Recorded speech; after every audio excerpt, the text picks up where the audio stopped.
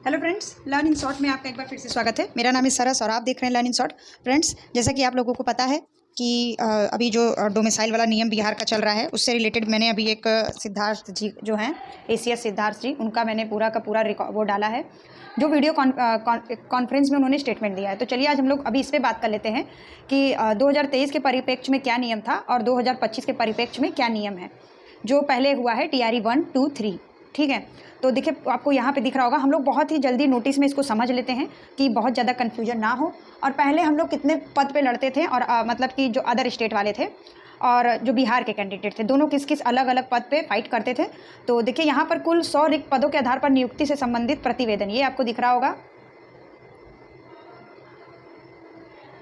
कुल 100 मतलब 100 के हिसाब से एक आपको चीज़ें समझाई गई हैं, क्योंकि हम लोग कोई भी चीज़ 100 से ही हम लोग वो करते हैं, चीज़ों को बताते हैं, तो इसीलिए यहाँ पे बताया गया है। तो चलिए हम लोग पढ़ लेते हैं इसको जल्दी जल्दी कि देखिए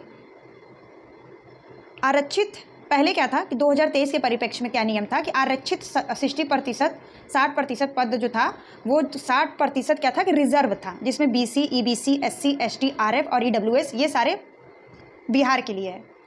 और अभी आप लोग सोच रहे होंगे कि फीमेल किस में आ रही होंगी, तो फीमेल देखिए उस 40% में आती थी जो कि अनारक्षित रहते थे। उसमें तो फीमेल का क्या था कि प्रतिशत था ही, मतलब फीमेल का उसमें था।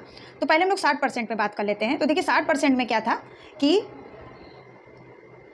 सभी पद बिहार के निवासियों के लिए या बिहार के बाहर के संस्थानों से उत्तीर्ण हैं की नियुक्ति की जाती थी। जैसे कि मान लीजिए कि आप एक कैंडिडेट है जो कि बिहार में आपका जन्म हुआ है, लेकिन आपने पढ़ाई जो है अपना 10th 12th सब आपने बाहर से किया है, मतलब किसी अदर स्टेट से।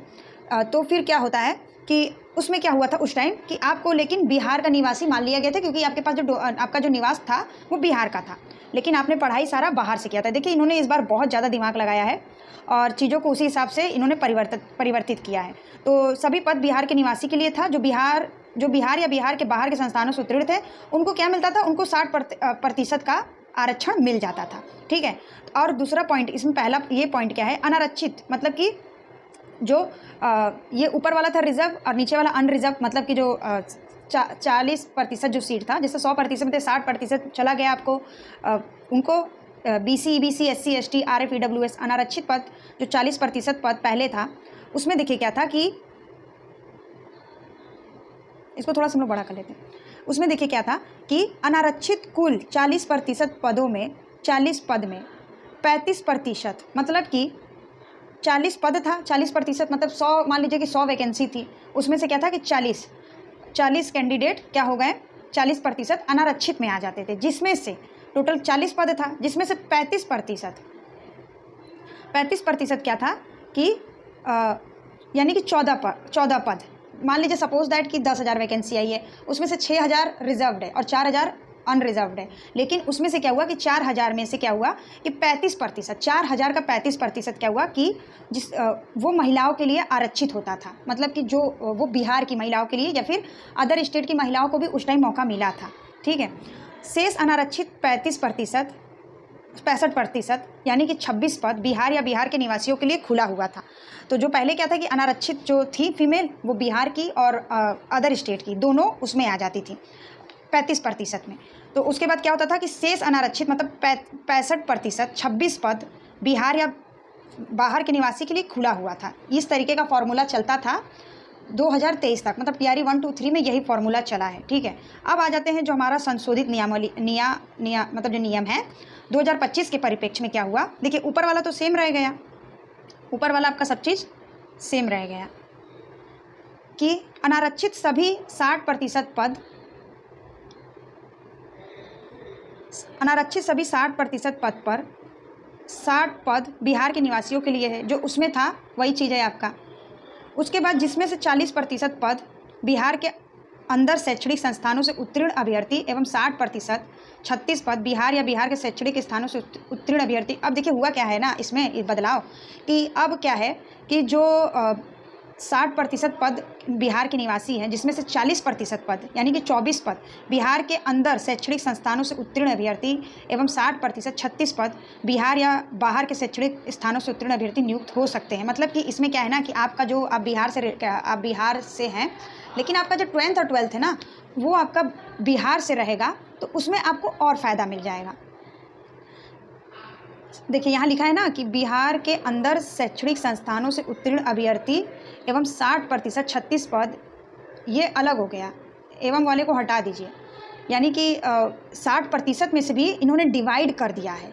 ये ऊपर वाला फार्मूला इन्होंने थोड़ा सा चेंज किया है और नीचे वाला भी चेंज किया है, ठीक है। अब इसका जो पॉइंट है, यानी जो पहला पॉइंट है ना कि आपको तभी मिलेगा कि आप मान लीजिए आप बिहार के हैं, आपका बिहार भी मकान है, आपका यूपी में भी मकान है, लेकिन आपने बिहार का पूरा निवास लिया हुआ है, लेकिन आपने सारा पढ़ाई यूपी से किया है, तो फिर आपको आरक्षण का लाभ नहीं मिलेगा, ठीक है। देखिए 40% पद, 60 में से भी 40% पद बिहार के अंदर के शैक्षणिक स्थानों से उत्तीर्ण अभ्यर्थी को मिलेगा, यानी कि 60 में से जो आप बिहार का आपका 10th 12th होगा तो आपको मिल जाएगा, ठीक है। अब मतलब अब थोड़ा सा वो जो रिज़ल्ट बनाने में और ज़्यादा ये हौच-पौच होगा, ठीक है। अब आ जाते हैं हम लोग 40% में क्या बातें हैं, जो कि आ जाता है अदर स्टेट और फीमेल के लिए। पहले इन्होंने फीमेल के लिए डोमिसाइल लागू किया था, लेकिन बदलाव नया देखिए हुआ कहाँ है। बदलाव नया आपका जो हुआ है, यही बदलाव हुआ है जो 10th और 12th का बोल दिया गया है। मतलब कि अगर कोई फीमेल कैंडिडेट है, वो बिहार की है, तो उसे दो लाभ मिल जाएगा। एक तो ये मिल जाएगा कि उसका 10th 12th बिहार का है, प्लस ये मिल जाएगा कि उसका वो फीमेल कैंडिडेट है। तो आप अगर मान के चलिए आप बिहार के हैं फीमेल, तो आपको बहुत ही कम नंबर पे इस बार आपका सिलेक्शन हो जाएगा बिहार के कैंडिडेट के लिए। अनारक्षित 40% पद, यानी कि 40 पद, 100 में से जो 60 पद ऊपर चला गया, तो और ये 40 पद में क्या होगा कि अनारक्षित कुल 40% पदों में 40% पदों में 40 पद जो था, उसमें से 30% से के में 14 पद महिलाओं के लिए आरक्षित है, यानी कि 40, मान लीजिए 4000 वैकेंसी है, मान लीजिए 10,000 वैकेंसी है, 6,000 ऊपर चला गया, और 4,000 में क्या होगा कि 35% क्या होगा, 4,000 का 35% महिलाओं को मिल जाएगा, बिहार के महिलाओं को, ठीक है। अभ्यर्थी नियुक्त होंगी। शेष अनारक्षित 65%, यानी कि 26 पद अनारक्षित पदों में से 40% 10.4 पद बिहार के शैक्षणिक स्थानों से उत्तीर्ण अभ्यर्थियों को नियुक्ति होगी। देखिए इसमें भी वही चीज़, ऊपर भी वही था, नीचे भी वही था, मतलब कि क्या हो गया है कि इसमें भी डिवाइड कर दिया गया है कि 40% में से 10.4 पद बिहार के शैक्षणिक संस्थानों से उत्तीर्ण अभ्यर्थियों की नियुक्ति होगी। मतलब कि अगर बिहार से किसी का 10 और 12 पढ़ा है, उन्होंने 10th और 12th किया है, तो इसमें से भी 10.4 जो पद है वो मिल जाएगा बिहार के निवासियों को। इसमें भी हो गया है बहुत कुछ, ठीक है। उसके बाद क्या है कि शेष 60% में से, जो 60% में से जो बचा था, 15.6 पद पर ही बिहार या अन्य राज्य से उत्तीर्ण अभ्यर्थी नियुक्त हो सकते हैं। इस प्रकार अब संशोधित नियमावली आने के बाद बिहार के निवासियों की प्रत्यक्ष रूप से 84.4% पदों पर नियुक्ति होगी, एवं शेष 15.6% पदों पर बिहार के निवासी के साथ बिहार से बाहर के निवासियों की नियुक्ति होगी। तो देखिए जो 15.6 है उसमें क्या होगा कि अगर कोई बिहार का कैंडिडेट का अच्छा नंबर आ जाएगा तो उनको ले लिया जाएगा, और अगर बिहार के कैंडिडेटों का अच्छा नंबर नहीं होगा तब ये अदर स्टेट वालों को ले लेंगे, जो अदर स्टेट वालों का नंबर अच्छा रहा तो, ठीक है।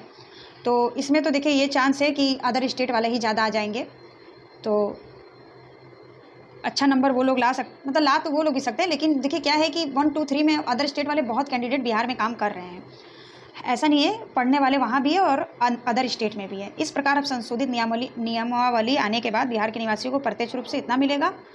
और तो देखिए होता क्या था ना, पहले क्या था कि पहले का जो नियम था उसमें क्या था कि 26 पद पे अदर स्टेट और बिहार के जो वो थे अनरिजर्व्ड, जो अनारक्षित, वो लोग फाइट करते थे। जो यही क्या हो गया है कि 10.4 घट गया है इसमें से, और अब हो गया है 15.6 हो गया है, यानी कि 16 हो गया है। मतलब ये 16 वैकेंसी पे अदर स्टेट और बिहार के कैंडिडेट फाइट करेंगे।